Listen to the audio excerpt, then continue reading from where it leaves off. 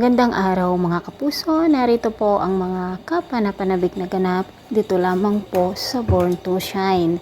Napakaganda nga po talaga ang episode na ito mga kapuso dahil dito nga sinabi lahat di ba na ang kanyang hinanakit ng dibdib dito kay Dara mga kapuso at talaga namang nanginginig siya sa galit at ang ginawa nga po niya ay isinubsob niya si Dara dito sa cake para daw mabawasan ang kanyang pagkatamis.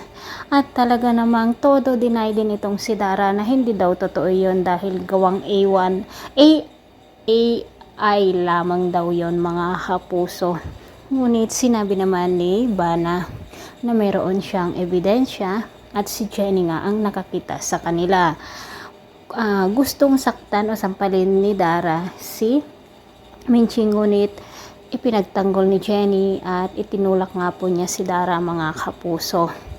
Tinatanong naman ni Amelia kung totoo ang video na iyon, ngunit talagang sinasabi ni Dara na hindi daw iyon totoo at plano daw iyon ni Minchi at Jenny para daw bumagsak siya. Ngunit hindi rin naman naniwala si Amelia dito kay Dara mga kapuso. Tinatanong din naman ni Megan kung totoo ba iyon. O syempre, sino naman ang aamin dito sa kanyang ginawang kasalanan, no mga kapuso? At talagang hindi pa rin umaamin itong si Dara.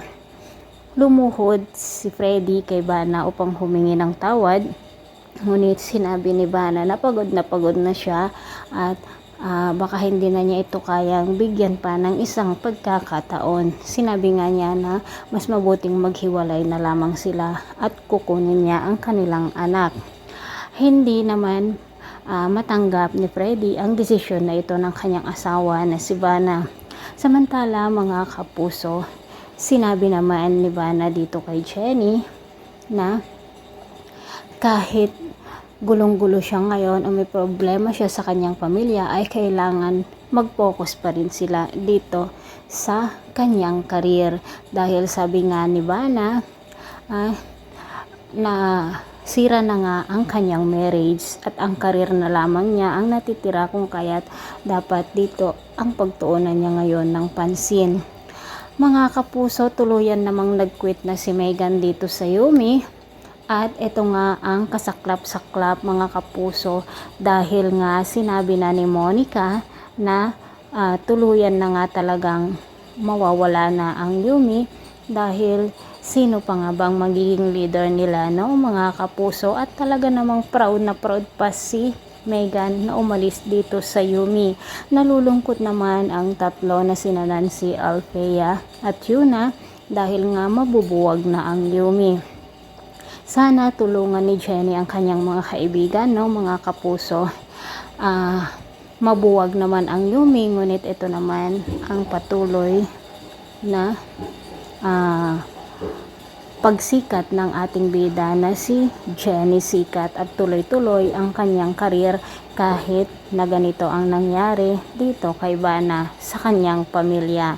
Hindi rin naman hahayaan ni Bana na tumigil ang karir nitong si Jenny kung kaya't ipagpatuloy pa rin nila ang pagtanggap dito sa mga opportunities na kung saan ay ang pag-awit nitong si Jenny. Successful nga po ang naganap na naman na isang pag-perform nitong si Jenny at talaga namang tuwang-tuwa ang mga magulang ni Jenny, lalong-lalo na itong si Bana mga kapuso. Pero syempre, ang mas lalong natutuwa dito ay walang iba kundi ang ating bida na si Jenny. Samantala mga kapuso, nagkaroon naman ng press conference dito sa opisina ni Freddy at inamin na nga niya sa social media na si Dara Halari daw ang tumukso sa kanya at hindi matanggap ito ni Dara kung kaya't umiyak siya mga kapuso dahil ito na talaga ang tuluyan ng kanyang pagbagsak at pagkasira ng kanyang pangalan.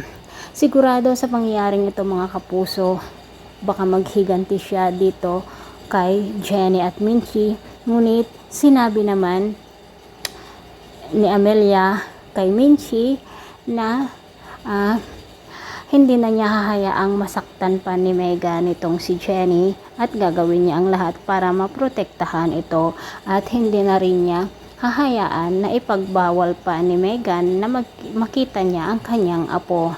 Mga kapuso, talagang ang ganda-ganda na ng mga susunod na kabanata, kaya't pakatutukan po natin lagi ang bawat episode dito lamang po sa Born to Shine.